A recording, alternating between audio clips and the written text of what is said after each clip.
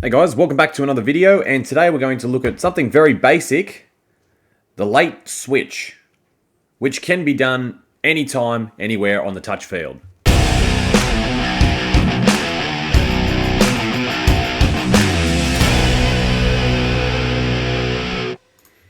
Okay, so this is probably one of the moves, look, whether you want to call it a move or not, I will for the sake of this video.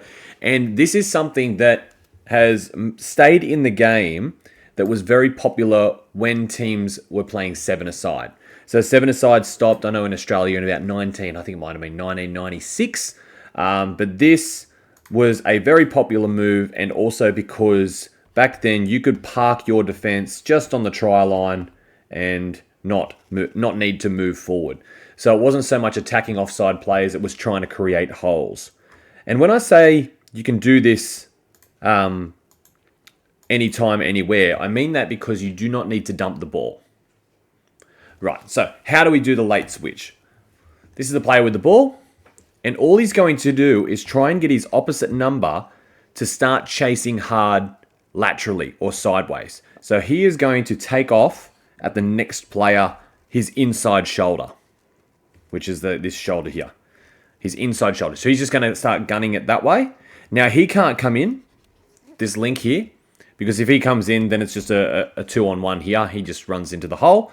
So what happens? This player in the defense, he has to start moving sideways at the same speed as what the ball carrier is running. So the faster you run, the more effective your late switch is going to be. So he's running at the inside shoulder. And notice how it's just a full sprint. And when we say late switch, we mean late switch. Because if you come under now, this guy hasn't probably built up enough speed and he can just turn and just run this way and make the touch. We want him fully committed. So the later that you can get, like borderline touch pass is what I'm talking. So as we move forward, here's the switch now. So he's full speed, almost about to make the touch. And then this is when the angle of the support runner changes to run into what's going to be this hole here. Now the defense on this play isn't actually too bad. I'll explain in a second, but here's the switch. There it is there. And you can see that this guy's fully committed to making the touch, and there's no way he can now recover. This guy here is trying to go around to make the touch around the switch itself, which is incredibly difficult. We'll talk about how to defend this in a second.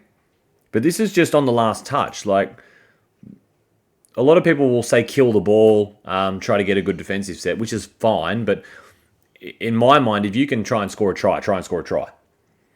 But the key thing I want to make sure that we are aware of with this player here is, one, the timing. So obviously this is going to take a little bit of time. Now, whilst this is a successful switch, the deeper he is, I would go back here. Because the last thing we want is for this guy to be able to touch this guy and this guy at the same time. If he can reach and touch you both, if someone can touch two people, then I think you're standing too close to each other. And that's not just with a late switch, that's with a lot of moves. You want to create the space where one defender can only touch one person at any given time. So the deeper you are on this switch, the better. And you notice how the pass here is not like a pop. He's not close enough for it to be a pop. That's a pass. Okay, so he's just caught the ball now, and that's an okay distance. If this player was reading a switch, though, he might have been able to pull up and sort of just throw an arm out and dive. And if he was standing too close, this guy here, I mean, if he was standing too close, he might have been able to make the touch. And the player out here in support is smart enough to realign himself and run a hole as the defense starts shutting down. Now, how do you defend this? So we've got some more examples that I want to go through, but this is the main late switch that we look at when you can't dump the ball. So if this is the sixth touch coming, I would definitely run something like this. So how do you defend it? Well, obviously, as soon as you see that angle of a run, there's only one thing that can happen. It's a late switch. So what I would try and do is I'd try and position myself here, where you can still make the touch, but all of a sudden you're a little bit behind him. like behind the player, so you're up a little bit higher. So when they do run the late switch, you can just change your angle to go here and then knock off that switch. But as soon as you see that 45-degree angle run on the last play, you can bank on that a late switch is coming. So you can be chasing the player, but you just got to have your tunnel vision turned off, your peripherals open, just watching those support players and when they're coming around. But it's a very, very nice late switch run here. And a nice little basketball pass over the top. Let's have a look at some late switches that aren't sort of off the cuff and they're actually tactical. So the first one here, this is a game 10 years ago. Okay, so you can see now we're man on. I've covered this in a muddle defense, but let's just pretend this is just man on. So that's player on player. And you watch the dummy half here. He's going to take off at that 45 degree. There it is there. Commit this player here and very late. And this one shows really good depth. Like that's more of a pop pass, but that's depth and this is speed. So now, even if the defender ends up slipping over, but I think even if he keeps his footing, he's got enough speed and depth where he just won't be able to reach him and he won't be able to keep up with him. So that's good depth. There it is there. And that one they're sweeping back to a 3-on-2. So they're sweeping towards the short side. Let's have a look at another. So this is a middle play the ball. So we've got middle defenders. He's going to split and run into what, well, let's just imagine that this link is standing back here. He's going to run the link middle hole. But what defense is doing a lot these days is they're trying to compete. So as he runs into the middles, this player here, instead of pulling corner, you can see he's facing the open side. They're going to try and run him down so they don't have to perform a shutdown when they're this far off the line.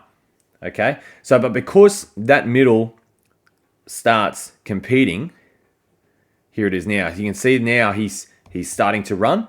They run that switch and they just counter the momentum the other side. And this is about as good as you're going to be able to recover.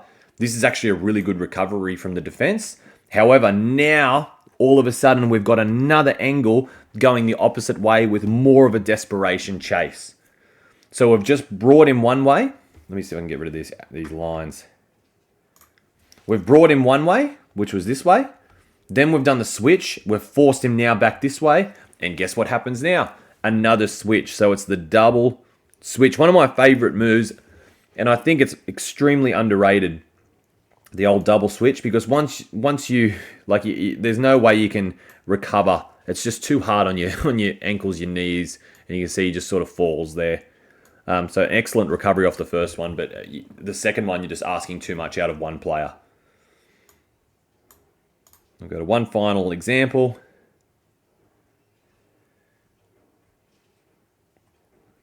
Here's another one.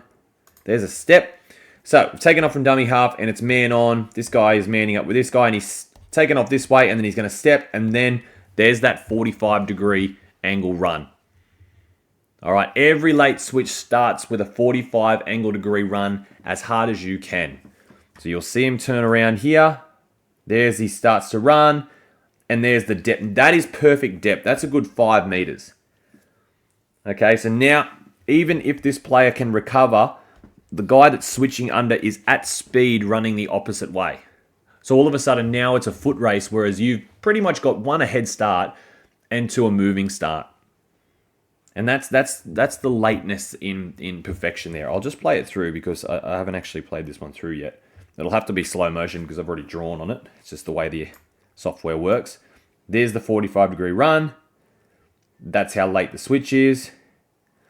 And then we just all run holes.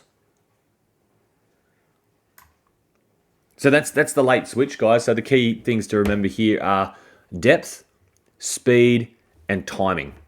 That's the string. I'm just going to write it up. I never do this. Depth, speed.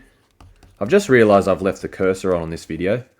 Hopefully that's not too annoying, but I don't think it is. And timing. So 1, 2, 3.